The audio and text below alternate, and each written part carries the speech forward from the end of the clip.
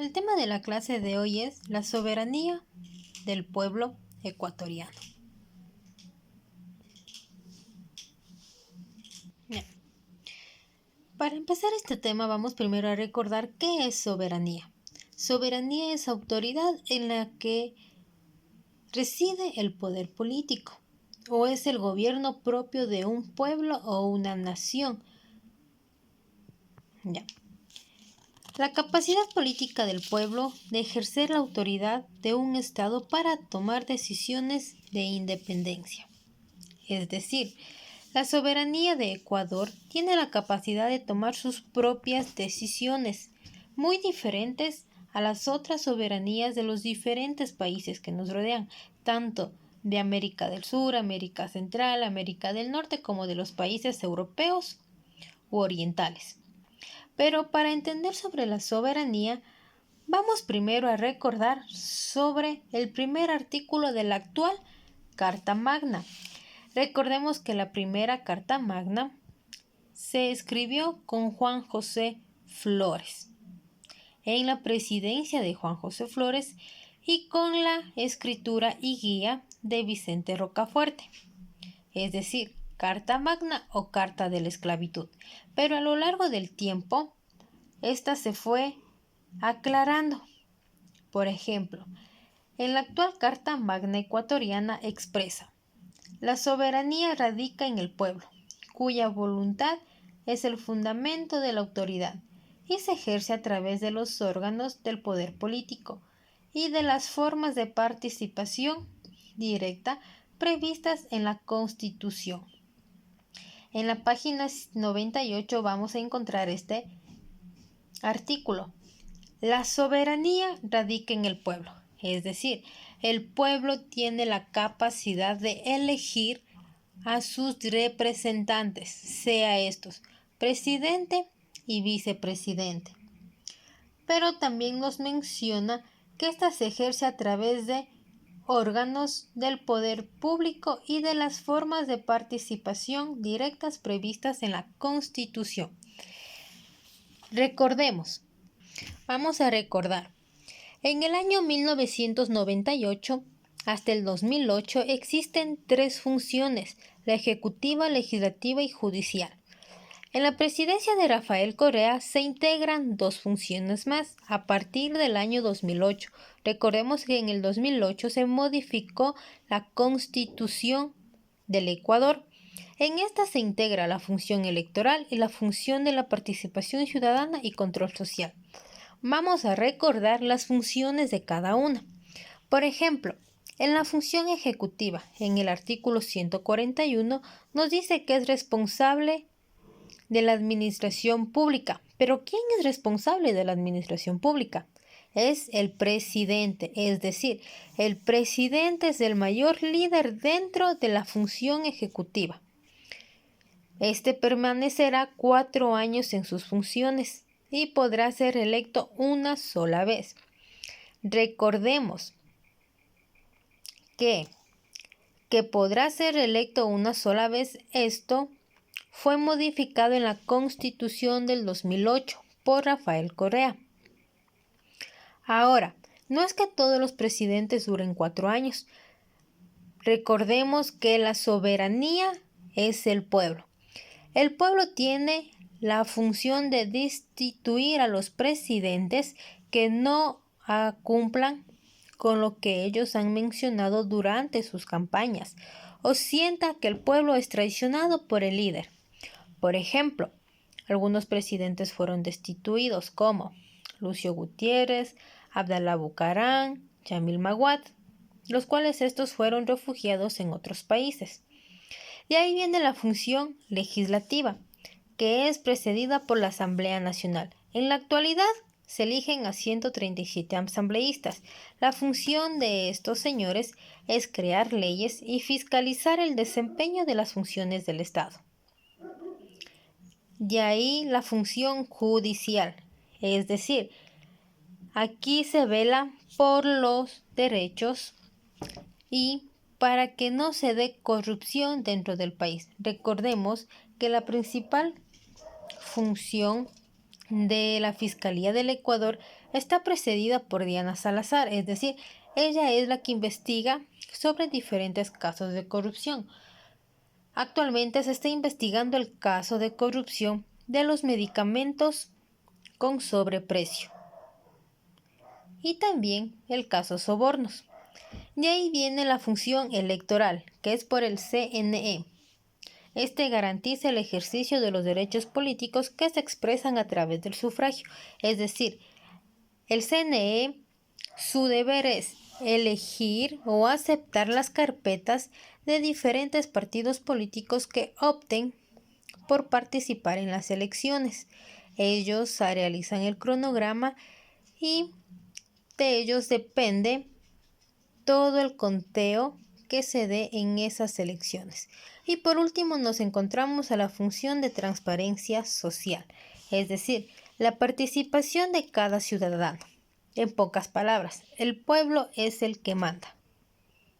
Recordando ahora sobre las funciones y los órganos del poder público del Ecuador, vamos a partir sobre la evolución del concepto de la soberanía. Jacob Rousseau menciona: el derecho a ejercer soberanía le pertenece al pueblo, donde el personal o donde cada persona al mismo tiempo actúa como soberano, también como subobediente y que está sometido a esa misma autoridad. Es decir, el pueblo elige a un presidente. Es decir, el pueblo ecuatoriano elige a un presidente para que represente a la República del Ecuador. Ahora, recordemos que ya hemos visto y he mencionado en las clases anteriores que para adquirir una serie de derechos, incluso para adquirir el concepto de soberanía popular, esta fue a partir de la Revolución Francesa, que se dio en el año de 1789. Gracias a la Revolución Francesa se puede obtener unos derechos, pero así como nos dieron derechos, también tenemos obligaciones. Pero aquí parte la palabra soberanía. A partir de la Revolución Francesa en 1789 es precedida por un rey. Ahora en la actualidad y en Ecuador no es por el rey, sino más bien por un presidente. Desde ahí parte el paso de la soberanía, es decir, se encuentra un camino donde el pueblo es el que elige a sus representantes, pero el pueblo también tiene la capacidad de destruir o de derrocar a ese representante político, siempre y cuando no esté cumpliendo con sus funciones adecuadamente. De ahí vamos a partir con unas pequeñas características de la soberanía. Características de la soberanía. La primera característica a ser estudiada va a ser sobre el poder máximo. Es decir, aquí implica que ningún poder sobre ella es la soberanía. Representa la decisión colectiva de la nación. Es la decisión colectiva de la nación. Aquí podemos ver a un grupo de ciudadanos eligiendo a un presidente que represente al Ecuador. Sin embargo, también los mismos ciudadanos pueden despojar al presidente de la soberanía ecuatoriana. El pueblo pone y el pueblo quita a su candidato. ¿Qué se refiere con la segunda característica inalienable? Es decir, cuando la soberanía no es transferible ni enejar a ninguna persona o grupo de personas. Es decir, el presidente no puede encargar su poder al hijo. Esto ya no es admitido. En la tercera característica es imprescriptible, es decir, la soberanía no está sujeta ni a cambios ni a un tiempo temporal. La soberanía es delegada por un representante. El pueblo no la ejerce, pero esa falta de ejercicio no se borra ni se pierde con el tiempo. Entendamos bien que la tercera característica, la soberanía no está sujeta a cambios temporales y no es caduca, y el pueblo no la ejerce. Sin embargo, el pueblo es el que elige al presidente, pero el pueblo no le ejerce. Más bien son las funciones del presidente con sus delegados. La cuarta característica es única, es decir, la soberanía no tiene varias soberanías dentro de un país, sino solo es una, no tiene a más. Por ejemplo, en el Ecuador existen varios pueblos y nacionalidades indígenas, para ser exactos son 19, pero la soberanía pertenece a todos los pueblos y nacionalidades indígenas. En la quinta característica podemos decir que es indivisible, es decir, esta soberanía no puede dividirse por partes, porque proviene de una voluntad general que es del pueblo. Es decir, es una sola, es para toda la sociedad, sea para mestizos, afroecuatorianos, indígenas, etcétera, o blancos. Indivisible, no se puede dividirse. Ahora vamos a estudiar sobre las contradicciones de la palabra soberanía. Si bien es cierto, las contradicciones de la palabra soberanía nos dice que es una esencia de la libertad de un pueblo de elegir, y en el pueblo ecuatoriano se da esa libertad de elegir cada 4 años a una misma o a diferentes personas.